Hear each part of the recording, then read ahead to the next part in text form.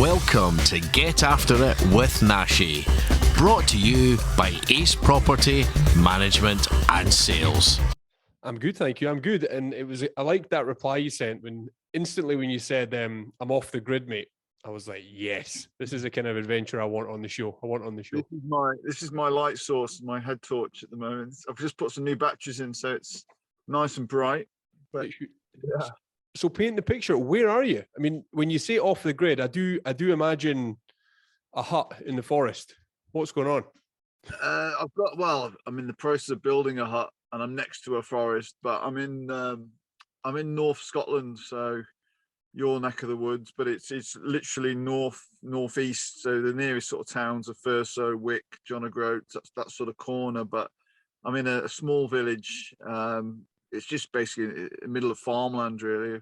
My nearest neighbours are about half a mile, and it's a bit of land on a hill next to a forest, surrounded by farm. Yeah, I guess I'm off grid because I'm off. I haven't got electricity. I have got a generator at the moment. It's early days. I'm building a cabin and I'm in a caravan. You can see it, but it's a little caravan at the moment.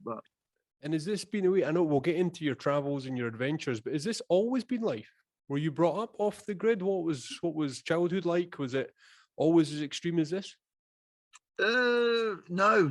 To be honest, no. I mean, I always struggle to realize to think how I got like this in a way. But my adult life, I travelled. Obviously, I've travelled a lot. But then when I wasn't travelling, I was always either living in a van or living on, just people's sofas and out of a backpack. And it was only obviously I've always been saying I want to live off grid and get some land, and it was only this last sort of 2 years where things have gone pear-shaped that I thought I would need to do something, so this is why. But when I was young, I just didn't. I grew up in a normal sort of environment. Parents never really were that outdoorsy, or my dad always liked his caravans and stuff, but I mean, I don't know where I've got it from, really. So, and how long has this been you? Has it been since flying the net? What do they say? Flying the coop, leaving the nest, the house? Have you always sort of wanted to be in the great outdoors since, or was there a spark? If it didn't sort of come from mum and dad from an early age, where did it come from? Why did you take this route? Well, I guess I don't know. I guess I like to think that it's always been something that's been in me, if you know what I mean. I've always been, ever since I was young, I wanted to be outside. I wanted to be exploring and in forests and climbing up hills. It's a bit like even now, like I'll see a hill and I think I want to climb that.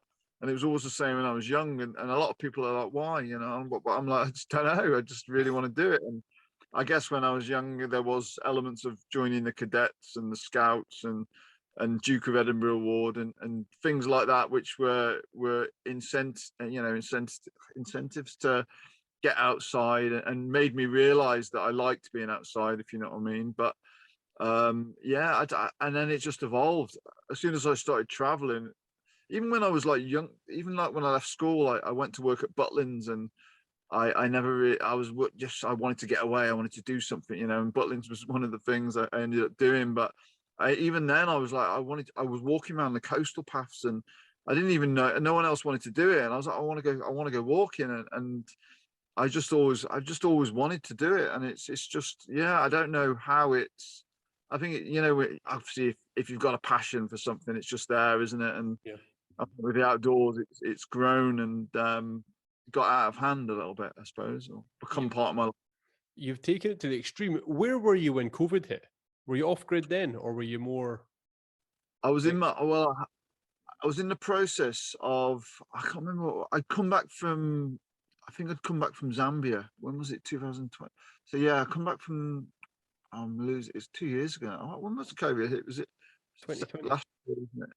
Yeah. So I'd just come back from Zambia, then America, and then I'd just come back. I was in between selling my van and contemplating buying some land or buying another van. And in the end, COVID sort of kicked off, and everyone was like, "We have to lock down." And I was staying with my dad at the time, just like in between sorting out what I was going to do. And I ended up buying a van and living on my friend's sort of driveway well, my friend had a canal boat, so it was a marina, and I lived there whilst converting this van during the whole of the lockdown sort of situation. And I lived in that van as well as on my friend's boat during the lockdown. But yeah, I had a bit of a, I guess it was a bit of a panic, which is why I bought this land now as soon as I was able to, because I was in a situation where I was seen, I guess, as being someone that should be somewhere, but I haven't got anywhere. And it was, and that's how my whole life's been. But I realized that at the time that, you know, I haven't got anywhere to go. And if this happens again, then, you know, I'm a bit stuck really. So I was in the middle of, I mean, yeah, even when I stayed with my dad, we were staying at a caravan site.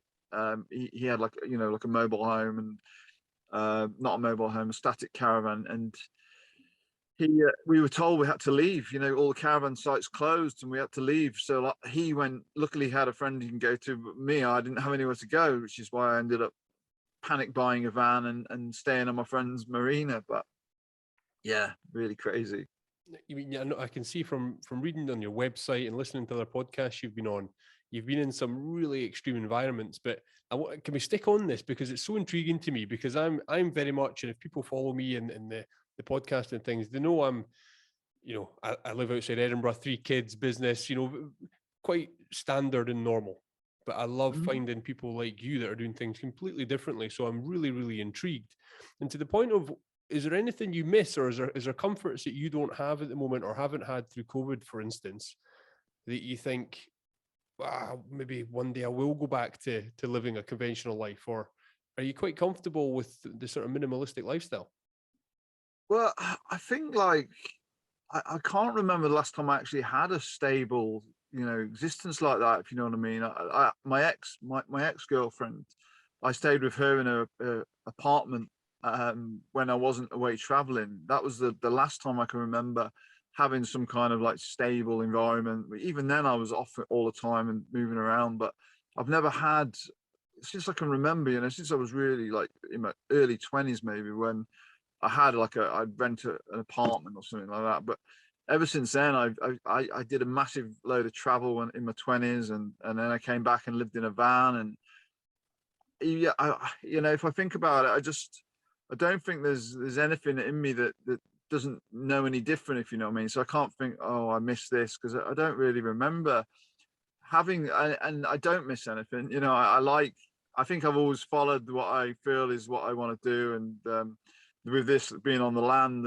and it started as a bit of progression on the land as well, because when I got the land, it was just a, you know, big piece of land. There's an old croft here, and I didn't have anywhere. I'd sold everything I owned to buy this land. So I lived in a tent on the land, and then I eventually got this caravan, and now I'm building a cabin, and eventually I'm going to build a croft. So I'm just like, I'm progressing to probably what that part of it is that you're probably mentioning about the missing this. I'm probably going to get to that, I guess, in the end result with this project I'm on now. But I think it's just it's more about, I guess, not, I've never really relied on anybody for much, if you know what I mean, in these years. And I think having this life here on the land is, I've got, maybe I can grow food, I've got animals, I've got the solar panels, harvest rainwater, and I don't have to rely on anybody except for myself. And I guess it, as being off grid is like a dream to me. Just like I'm just self-reliant, and you know, it's quite an organic way to live. And I've always been a bit of a shied away from that what feels like control, if you know what I mean. As far as you've got bills coming in, you've got the answer to this company, that company, and I've always just like, I'm off, you know, and I don't have that. And I guess that's more what I'm aiming at, is just being self-reliant in that sense. But and is there a community like people like yourself? There is obviously a lot of people that are off grid. Is there a community? Is there people that you've reached out to for advice, and how do you do that? Like harvesting water and making sure things are clean and tidy and all that. It's skill sets. And I know you've gathered those sort of skill sets over the years with your leadership and your survival techniques, but what is out there for you if you get in trouble, sort of, as you say, being off the grid? Are the people that you rely on or speak to? no, I mean, I've met the neighbours. It's just, as you know, remote areas of anywhere, it's quite a community feel. People are really friendly and helpful and always offer their help. And I guess there's that side of it. If I did struggle here, I'd always have a neighbour that I could say, oh, you know, can I borrow a cup of tea or whatever it is, you know? Yeah. But I think it's just, yeah, I don't feel like I need to rely on anybody. Well, it's coming into winter now, and I feel like, you know, obviously them skills I required from survival and expeditions and always being on the move, I feel like I can literally handle most situations, you know, as long as I've got somewhere to sleep, somewhere I can keep warm, I can cook, you know, I can do all that, and that's all I need really. And I guess a bit like the weather's been a bit crazy, stuff like that, and a lot of the neighbours been like, "You all right? You all right? You know, do you need anything?" I'm like, "No, I'm all right. I've just been doing my thing, you know." And yeah, I guess I think doing like the things like the Zambezi, I always look at that as being something that was like the ultimate training for any kind of situation, you know. Yeah. All this stuff thrown at me, and life, you know, my partner's from New York, so she's quite opposite in the way. She's obviously used to apartment and, you know, sort of like city sort of vibes, and she looks at it as obviously very daunting, that what I'm doing and what she'll probably be coming into as well next year. And I'm trying to build this cabin and turn it into a mini New York for her, you know, just try and get it nice. But I keep going off the subjects a little bit, but it's just That's all good. What about food? You mentioned you're growing things, but obviously it's winter time. What are you doing for food? And are you vegetarian, or do you eat meat, or what's your? I eat fish. I don't eat meat. Well, I have eaten meat, you know, but I've it's more, yeah, I don't want to eat animals, I guess, but it's also about health and things like that. But I do eat fish. I had a bit of obviously talking about the food side of it, I had a bit of a, you know, a conscious mind as far as like I feel like I can eat stuff that I could morally prepare myself and catch myself, and I guess like fish is one of the things. But at the moment I've just been going to the supermarket, you know, I do pop down to the supermarket and get food and things like that. And it's early days with this project as well. I've only moved here like in the summertime, and obviously it's coming into the winter now, and the plan is to start, you know, get a big greenhouse, get loads of food and start being self-sufficient. It's obviously I'm nowhere near there yet, but the main plan is to try and do that. And I don't punish myself, you know. I'll go down the supermarket and get food and things like that. And yeah, gas heaters and things, you know. I'm pretty comfortable here really. It's a little caravan, but the cabin's going to be I'm planning for it to be like a little home, you know, so everything's there and it's all cushy, you know. And is there going to be a YouTube channel or anything with building the cabin or things like that, or are you going to just get it done, or are you going to make a sort of content out of it? I wouldn't mind doing some YouTube. I think I've been trying to film parts of the journey with this building, and I guess that's probably one of my weaker points is doing filming, I suppose. I mean, I can do personal filming and say, oh, I'm doing this and doing that, and little things that I do. But as far as putting things together and making a unique set of videos, and I feel like I'm more hands-on. You know, I'm out there building a lot and then coming back in and doing all the technical stuff I sometimes put to the side. But I think in the future, especially as the project evolves, you know, once the cabin's built and I can get more things set up, that I probably will start doing some YouTube videos and having a channel. That yeah, I think I'm definitely going to document the journey. I think just what you're doing is so interesting, because there's that thing in me and my family would love to live off the grid, you know, don't get bothered, don't get pestered. We just have an email address, you know. Yeah. It's just not, I don't know, I'm saying this and maybe it is, but it's just not attainable for the way I've taken my life. You know, having kids and things like that. You may see it completely different to anybody. It's possible for anyone, but it's just so interesting that's the route and how comfortable you are with it. Whereas me sitting here with, you might say, unnecessary luxuries of a house, you know, and if it gets too cold, I can really blast the heating. But again, you've got heating, you've got resources that you need. And it Yeah, I think I'll have a similar life to what you're having. You know, I suppose I think it's probably I've done it opposite. You know, if I've got a little boy in Zambia, I've got a son, but it's obviously a bit of a different situation. But if I had children here in the house, you know, that I guess they'd grow being used to this sort of lifestyle. And I do eventually want to have, you know, a case of I can get heating in the house, I can, but all off-grid sort of, you know, ways and means. And I'm interested in researching natural energies, natural sort of, where, you know, just sort of ways to do things really. But I guess I'd like to be in a similar situation with yourself, like you're comfortable, you've got all these amenities, but doing it in an off-grid sort of way, which is quite complicated really. And I guess I'm probably underestimating how complicated it's probably going to be, but you know, I think always coming back from a mindset of surviving and being on the move, and I feel really confident with it that it's just you know, little by little, and hopefully I'll be in a situation where I can teach people to do the same. But I think because I'm building from the ground up, you know, I've got a chance to sort of make it as I want to make it. And if it was because I bought something and everything's there for me ready, then it's a little bit different, I suppose, in that sense. But yeah, no, it's awesome. It's awesome. I hope you do set up a YouTube channel or document what you're doing. Your day to day is of interest to me, let alone many other people.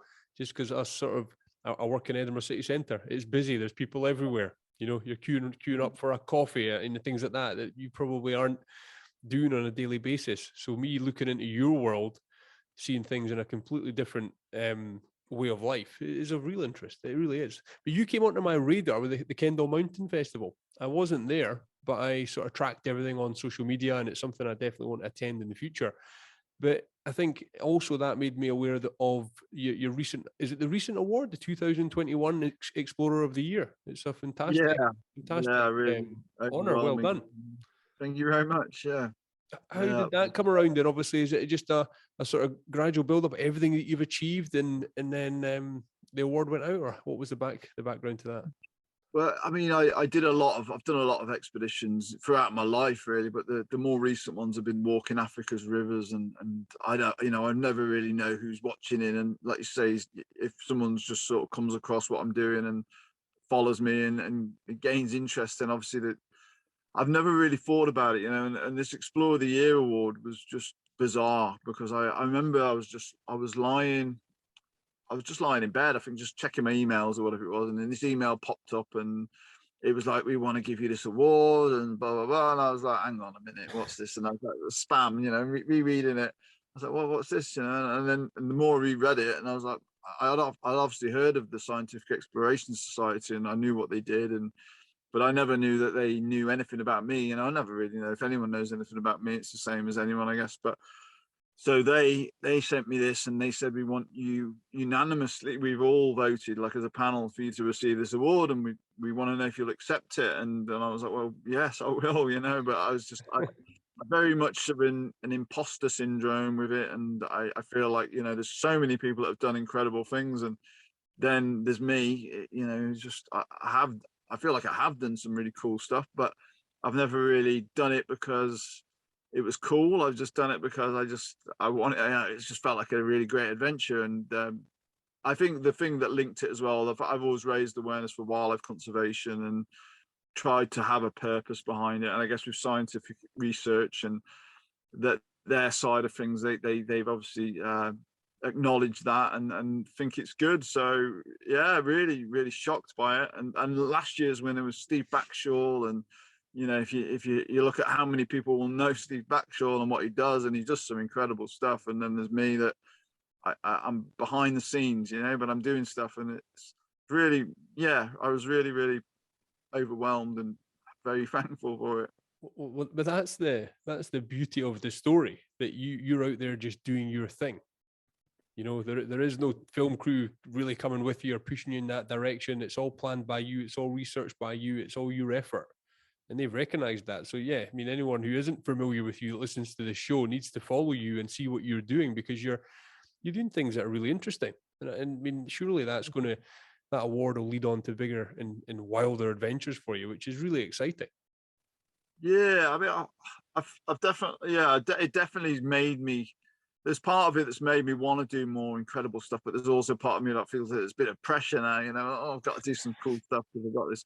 But I think like the way I'm thinking at the moment is obviously I'm setting up my land, and I've been doing a lot. I did a lot of UK based stuff during the lockdown as well. Well, not during the lockdown, but you know, in the gaps and things, I was doing like national park crossings and whatever else. And I've been setting up stuff. I've been getting people on board, and next year I want to walk the length of the UK islands and different. I'm just really getting out there in the UK mainly, and you know, I love Africa, but as we keep seeing, you know, there's lockdowns here, there's viruses, and I feel like at the moment I'm really struggling to commit to anything. My thing's always been Africa and walking the rivers and the sort of stories behind it, and the wildlife, the ancient, you know, the explorers, the history behind it, and it's always fascinated me, Africa as a continent, and the wild areas are wilder than, you know, anywhere really. And I think that, you know, I'd love to be. Even last year, I was meant to walk across Africa, walking the Orange River, and I put it back till this year. And obviously, I'm not committing to it now because of, you know, South Africa especially has been a place that, you know, has been quite unlucky with a lot of things, and obviously the lockdowns especially, and the tourism, and the way the country's working, and the way the countries surrounding it are getting, you know, obviously backlashes from it, and it's difficult to commit to that. But yeah, I'm definitely wanting to do expeditions, that's for sure. And where did that love of Africa come from? Is it a school teacher, or something happened, or were you just on holiday there and you were there and you realized the beauty of the place? And then from there, what led on to you calling your everything you do the Wildest Journey? You know, because it's such a great name that you can really take that ethos and the website and everything you've got in the Wildest Journey. If you did end up staying in the UK for the foreseeable, that all becomes a wild journey.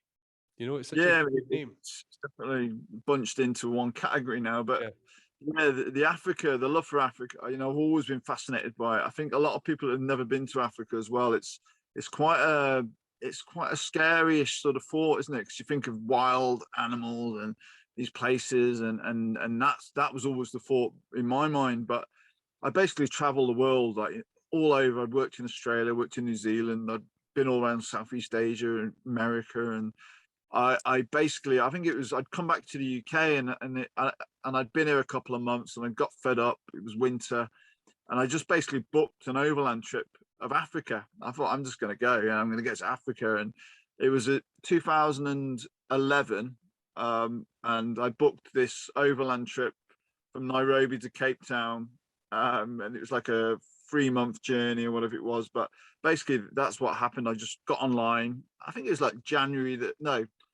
I think it was like, you know, close to New Year's Eve, when everyone sat around, like, oh, what am I going to do with my life? That type of situation. And literally, like, I thought, right, I'm going to go online, see what's going on. And it was, I just booked an overland trip of Africa for starting in like 2 weeks' time.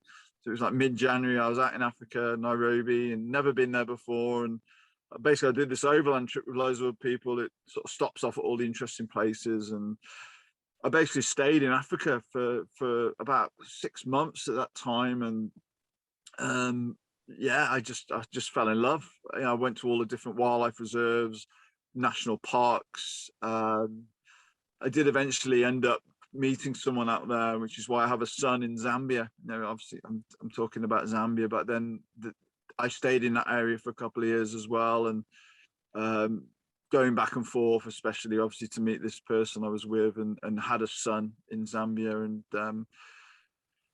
yeah, I think the Zambezi, you know, that area, my son's in Livingston, you see, where the Victoria Falls is, and it's sort of the midpoint of the Zambezi, and I spent a load of time in that region. And you know, I just the river, I just felt a real big connection to the Zambezi.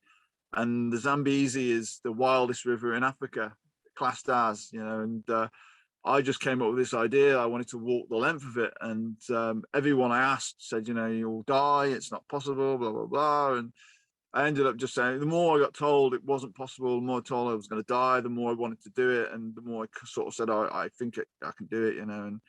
And then I was going to call it Walking the Zambezi, but I remember I talked to Leverson Wood because he'd done the Nile, and I wanted to get a bit of information off him, obviously, what his thoughts are. And he said, look, I said, what do you think about me calling it Walking the Zambezi? Obviously, he called it Walking the Nile and whatnot. And he said, oh, yeah, I think you should give it a unique name. And I already thought to myself, I don't want to call it something that he's calling his. And obviously, a name's not that important really for an expedition in that sense. But I just felt, what is it to me?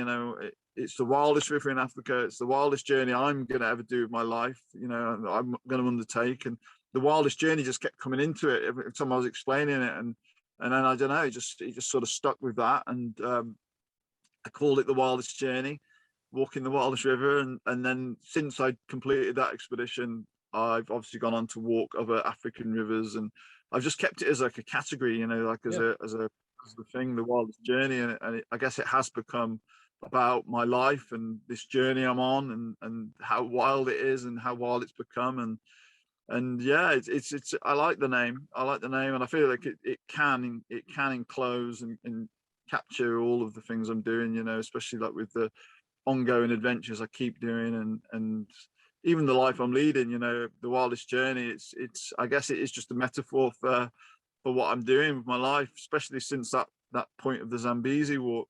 Absolutely, So, yeah. covers a lot of bases. You could take your life whatever route, and it can always be a wild journey. It's well thought through, and it's a good old name. But tell me about the Zambezi, and obviously people saying you'll die. What are the threats? Is it from wildlife? Is it from people? Is it from what's coming at you? And what situations did you get yourself into where you might have thought, hey, hold on, my number might be up here? Yeah, I mean, I could speak probably all day about the dangers. The Zambezi. I guess when people who don't live in the wild areas, I'll always look at it as a wild. The river obviously goes through various national parks. It's full of wild animals at times, especially like lions and elephants and crocodiles. There's a lot of wildlife reserves. There's a lot of national parks, and that's one of the main things people look at. But outside of the national parks, it's pretty, there's villages all the way along the river. It's fairly stable. It goes through very hostile areas. Where it starts is the border of the Congo and Angola, and there's landmines, there's lions, there's witchcraft. There's so many things that are classed as, people that don't go to these areas, they're like, look, you will get killed in that area. There's people, there's terrorists, there's people that want to kill you. There's civil wars happening. There's witchcraft being practiced in that place. And many times I was told I was going to get killed for my body parts, and I had corrupt officials emptying my bag, wanting money. I got pushed, punched. There was a few times like that, and I was kidnapped, which you'll probably want to know more about. But I was kidnapped at one point in Mozambique. Slow down. Let's go to witchcraft. Yeah. Let's go to witchcraft. I mean, is that when you're just walking through places and people are telling you and walking beside you saying, we're going to get your body parts? Or is it when where were you staying? Were you staying at local lodgings and think people would take you in? Or what was the situation where you were getting threatened with witchcraft? Yeah, I mean, that was that. I guess that happened. Well, it happened quite a bit on maybe the first month of the Zambezi, at the border of Angola, going into the sort of Barotse floodplains, and it was just villages. I'd walk from village to village, mainly, on the tracks, and the tracks would always end up in villages. And basically villagers just saying, if you go into that area, there's a high chance that you will be killed for your body parts. They practice witchcraft. It was always hearsay, it was always like, this is an area you shouldn't go to. And luckily I did go through a lot of areas that felt dodgy. It felt really dodgy, and I felt like I need to hide out and avoid these areas. And I think that it's like I say, if people have never been to these sort of remote parts, they're thinking the worst. They're thinking of stories they've heard of cannibals and witchcraft, and witchcraft is a very, very dark force. You know what I mean? And it is something that's practiced heavily in them parts of Africa, and they believe in it. They believe that they sacrifices, or all these things like that, and cannibalism, and there is that side of it which I find danger, which I find exciting. But at the same time, it's intriguing, isn't it, to go to these areas and think, right, is it real? Is it genuine? Is this happening? And luckily I didn't get to anywhere where I was, where I felt like I was going to be killed or anything in that area, in the witchcrafty areas but I kept hearing it. There was a lot of missionaries in the areas that were there purposely to try and convert people to Christianity because of witchcraft, and basically saying, look, witchcraft is so heavily practiced here that we are on a serious mission to try and convert these people to Christianity to stop, what's happening, and the dark magic or whatever it is they're practicing. And yeah, luckily I didn't. There was many times the villagers kept saying, you will get killed if you go to this area. They'll want your body parts. You're a white man. You're in an area where they're practicing witchcraft. They're gonna want your organs, man. So I mean, it's all in a way, because I didn't see it. It's like a myth. You know what I mean? It's like one of these things that people believe that. And I know it happens, but luckily I either managed to avoid these areas or I just didn't get any problems, Yeah. And go on then, take us to the kidnapping. What was that all about? What happened?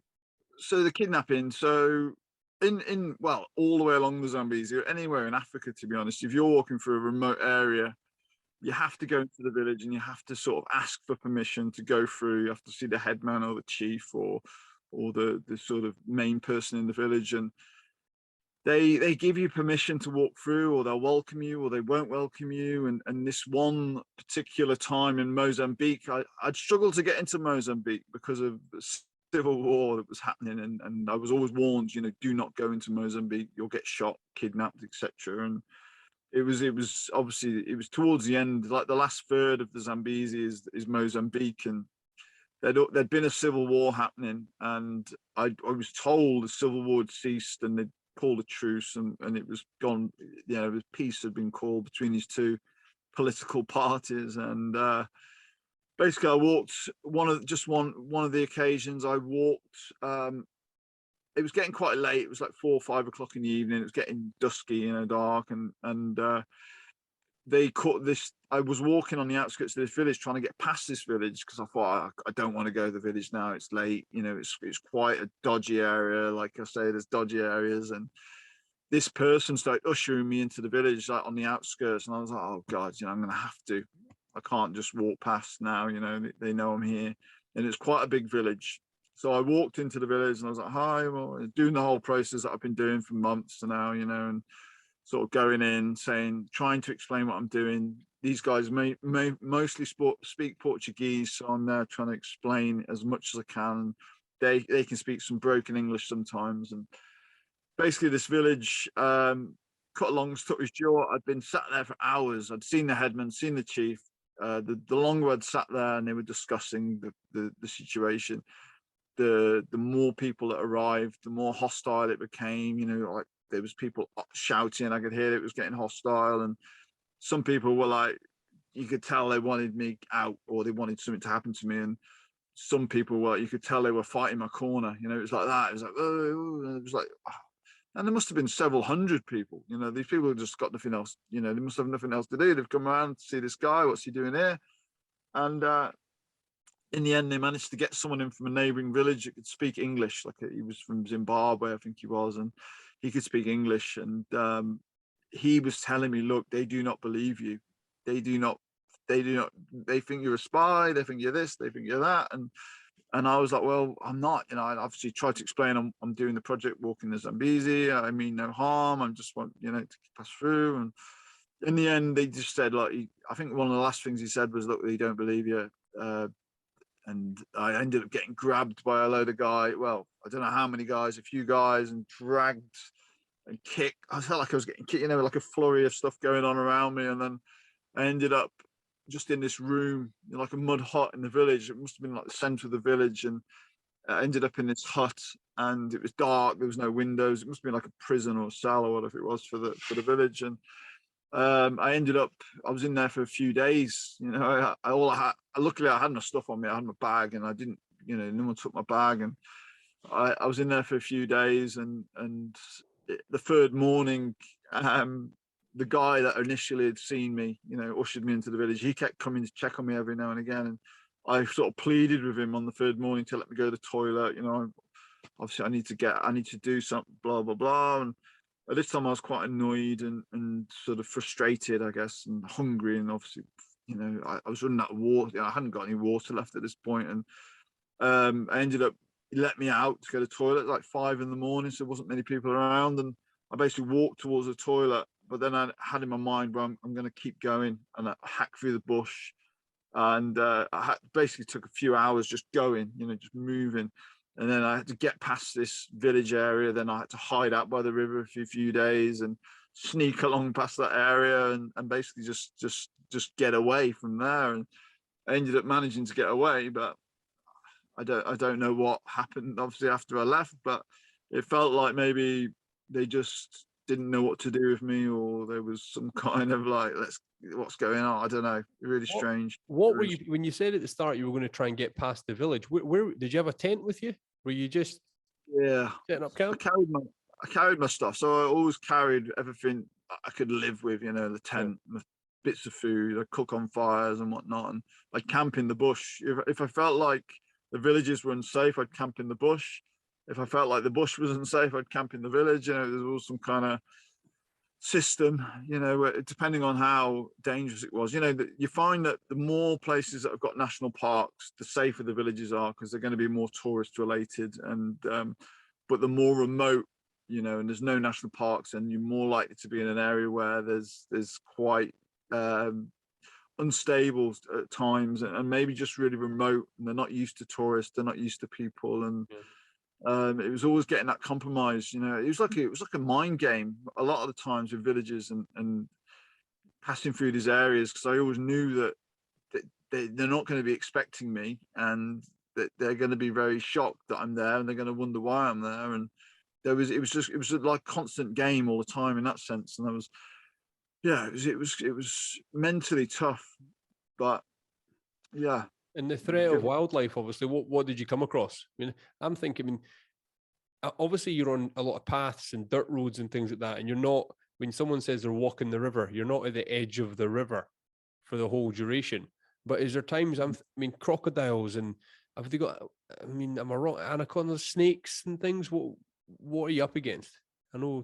Yeah, I could probably mention most wild animals, really. I was definitely times when I was walking around the edge of the water, and there was big crocs there, and I just literally, I think Lake Kariba, even Kahurabasa, the two big lakes on the Zambezi, every time I walked around the edge of the lake, there'd be huge crocodiles on the bank, and the thing is, you've just got to understand the animal, I guess, and as long as you're not between that and the water, the same as any hippo or any animal that feels like the water's their home, their safe zone. It'll just get the animal, like the crocodile will just dash into the water. If you're walking behind it, you can even walk next to it and it'll just dash into the water because that's its safe area. But the crocodiles, there was snakes, a lot of snakes, a lot of dangerous snakes. And I get the closest encounter with a snake was a black mamba that was in the bush next to me, and then one, they'll kill you, they'll kill you in minutes. But that was something that stood up next to me. It rustled in the bush. Luckily, I didn't stand on it. It stood up and then looked at me, and then it sort of dashed the other way, and it sort of went. But if it had gone for me, I'd have probably been dead. It's a very dangerous animal. But yeah, there was always signs of lions, leopards. I was charged by a big bull elephant at one point in the bush. There was hippo. There was a lot. There was a lot of wildlife. Scorpions and even little things, and there was a lot of stuff there. But even just the walking it, knowing there's lions and leopards around, sleeping at night and sleeping in were you ever off the ground? Did you have a hammock or anything, or were you always on the ground? Yeah, on the ground in the tents, but I think a lot of the animals, they're quite intelligent, really. They'll see it as structure, and they'll know that there's something there, but they won't go up to it. And I found that sometimes when I was in my tent, I'd get out in the morning, there was lion prints or elephant, footprints around. There was things moving about next to the tent, but as long as I stayed in the tent and didn't move, then they wouldn't luckily didn't do anything. I guess there's stories of them dragging people out. I think one of the main things is making a fire, and they know that there's some kind of stuff there. If you light a fire, even if it's gone out in the night, they'll smell that. They'll know there's an area they don't want to be in, and they'll avoid. It's not. It's probably, they see it as an element of danger for them, but also it's like they know it's not a source of food, or they know it's not anything that will benefit them. So, and on that journey, did you see the goodness in humanity? Was there people that did take you in, the people that did feed you, put you up for the night, and things like that? Yeah, when people ask me the most incredible parts of the walk, I'm obviously always talking about the Zambezi with this, but all of the African walks, it's 90% of that. It's 90% of being treated well. I'll enter a village. Once they get over the fact they know I'm no harm, they'll welcome me, and it's like they've got a guest, and they'll put me in a lot of the times they let you stay in the schools as well. They stay in the classrooms, or the village chief will let you stay in, give you a room in his hut or something like that.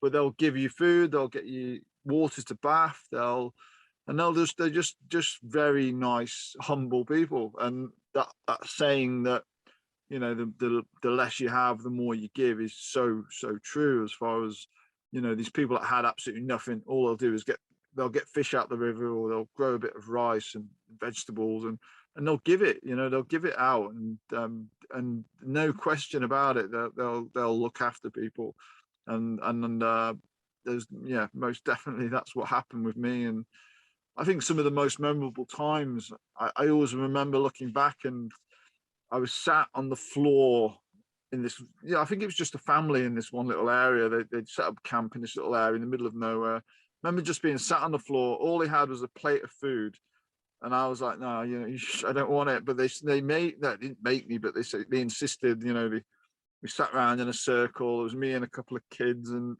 the parents, and we were all eating one, out of this plate in the middle of us. And I just remember thinking, these people got nothing, and they're just sharing it with me, and it just felt there was no real communication. It was just like, this is just helping someone, help, and that was in their nature. You could tell it was something in their nature. It wasn't like they were getting anything out of it, or they needed anything out of it. It was just like the most organic way of living, where you've got what you've got, and the influence of needing anything else isn't there.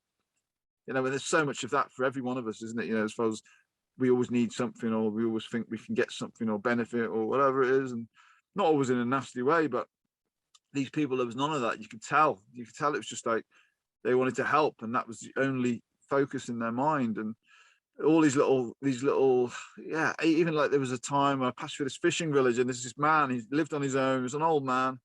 All he did was go out fishing in the day, and he'd just go and sit at home on his own. Obviously no electronics, no TV, just very simple life, And I remember just being sat next to him in his little hut.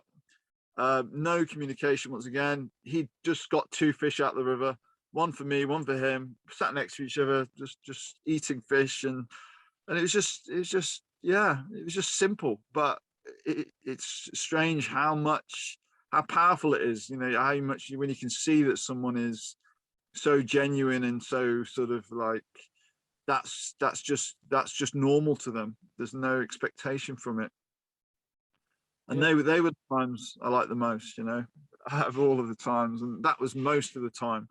I think most people want to know about the crazy stuff. Like, we all want to hear the horror stories, but not, I say 90% of the time that's how it was. And I guess it always takes, even when I stand up and talk to people, most of my talk is about the crazy stuff, and I like to obviously wrap it up and say, look, that was a small percentage of what happens. Most of the time I'm with incredible people. It's definitely like, when I clip this, it's crazy that already I'm thinking like it'll have to be the Black Mamba bit, when he was face to face with the Black Mamba, and I put that out as a teaser or something like that. But the real message is, though, and you said it very well there, that the kindness of people and the hospitable way people can be with strangers that just turn up at the hut door and say, come in and eat the food that I was going to give my children because you look like you need it. It's incredible. And it's refreshing to hear, you know, in such a, you know, Twitter world and the way that social media can be and the hatred that's out there, that you can walk these places, have terrible times and terrible moments, but the main duration of the trip and the tours are filled with kindness. Yeah. It's awesome. It's something that, you know, most everyone, it's so bizarre how everyone will be like, how can you do it, or why do you do it? And it's so difficult to explain them little things, like, you know, these people are going to give that, you know, like they're giving me everything they've got. I'm not doing it just to get stuff off people like that, but it's just like them moments are so I don't know, they change you as a person. You know, you become very grateful. You become almost a bit like that yourself, you know, that you'll sort of try and take a lesson from them people. And I think that it's important. It's good. And the message you're sharing for conservation, and obviously the hunting of rhinos and elephants and animals and things like that, how bad is it? What do we need to do ourselves? What have you got planned for the future? Are you thinking of any trips once the world opens up? I know you said maybe can't go back to Africa just now, and the UK is probably where you're based, but if you could go somewhere that you thought was going to make a real difference, where would you go? I mean, I know the situation. It's hard. Sometimes it's very, in Africa, you know, especially the African continent, there's a lot of stuff going on that is never advertised, never in the media. It never gets to that. And, you know, most of the time people obviously care about wildlife, but it's not the priority with the world, is it? You know, and I think there's so much going on, you know, especially what I saw, there's so much corruption, especially that, you know, there's so many people going into the country, and there's organizations that will get rhino horns, get elephant tusks, you know, ivory, and it happens, you know, and it's I guess it's a black market, isn't it? But it's rife, you know, and it's a big business. And I you know, many times I was in a village, they thought I was maybe someone that wanted to buy stuff, and they'd always be saying, look, do you want this? They got ivory, they got, you know, and it's big money, big business, and very corrupt. Very surprising, you know. So is that, can I jump in? Is there instances there where they're saying, do you want ivory? Do you want this or that? Does that mean they've got it stored up already? Or they'll say, this guy wants some tusks, let's go and kill an elephant? Yeah, it could be a mixture, you know, it could be a mixture of they've already got stuff, you know, they're trying to sell, or especially like you'll get like necklaces with like ivory and like tight, you know, lion teeth and things, and they've killed. But a lot of the times they know that it's big money, you know, and they'll see that if they see someone walking through the village, you know. There's many times they said to them, oh, we can get you this, we can get you that, and I say, oh, I'm not interested, you know.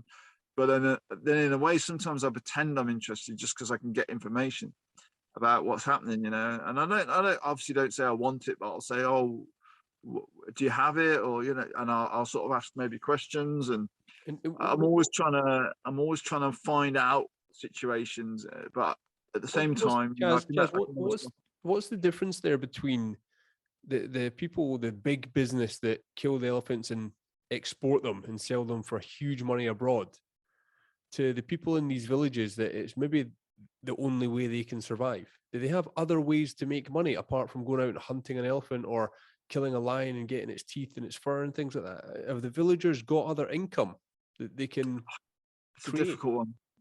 I mean, it's so complicated, because you've got these big organizations that are behind the scenes, and they're controlling it, and they're tempting people to do it, if you know what I mean. And these people, like I said before, they've got nothing, they don't necessarily need anything, but when you're offered like you know, money that could just last you for the rest of your life for going and killing an elephant or a rhino or whatever it is, and this is what's happening, you know. They're obviously being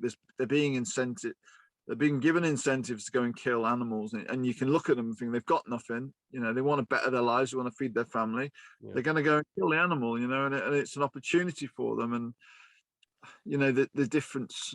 These people. There's a lot of organisations getting set up, obviously, to stop that and to educate people with wildlife conservation and other ways around benefiting from wildlife, obviously like tourism and protecting reserves, and a lot of the times villagers don't see much of that. You know what I mean? It'll be organisations or governments that will benefit from them organisations like the national parks, the tourism, the safaris. It's never going to be the local villager that's going to benefit too much from that. And if they get a golden ticket to go and kill an elephant and maybe get a couple of £1,000 or whatever it is, then they're going to probably do it. And I saw a lot of that. I saw a lot of poachers. I saw a lot of people that are there for it as well. I saw a lot of dead animals. I saw a lot of elephants dead with tusks sawn off, and it's it's so difficult because you can't blame if someone that's got nothing to try and they've always grown up. They've grown up as hunters. They've grown up as hunters. They've grown up as people that hunt for food. And they also see the wildlife as a pest. It's coming into their village. It's ripping down their fences. It's eating their vegetables. It's and in their eyes, for us, it's obviously a magnificent. Well, for anyone, it's a magnificent species. But it's a different vantage point, if you know what I mean. Well, the way we look at it is we want to protect these animals, and rightly so. I think the main way to do it was education and making reserves. There's only real way to do it is to separate reserves and villages, which isn't always easy. And as population increases, the reserves will get smaller, and it's very complicated. And wildlife conservation, before I actually entered into trying to raise awareness, all I cared about was the wildlife. I didn't really think about the other things around it too much. And I still, care about the wildlife, but then I also understand what is happening, if you know what I mean. Now I can see all these things and how complicated it is, and we can't just blame like the people in the villages. And there's got to be something. I think the corruption is the main thing that needs to stop. And there's so many corrupt governments and officials and people making big money, and they're going to make 10 or 20 times more money than they will go fishing and selling that at the market. It's difficult. Chaz, well, good on you for sort of putting your life on the line in some of these situations and getting out there and taking on these adventures and telling your story to people like me. Because me sitting here, as I say, let's call it comfortable. I'm not, I jump in the sea, I do cold water stuff and stay fit and healthy. I'm not potentially getting eaten by a lion when I go on an adventure. I'm not getting kidnapped and things like that. But you've chosen this life to live off the grid, and I'm so pleased you're getting recognised for it. I'm so pleased that through the powers of social media, I've discovered you because I'm interested in what you do, and I hope this podcast connects you to the next person that maybe creates an opportunity for you. Because it's been a real pleasure chatting to you, and long may it continue. Yeah, thank you very much. Nah, mate, it's all the best for everything you're doing. Have a great Christmas, and yeah, keep in touch. Yeah, man. Thank you. Keep in touch.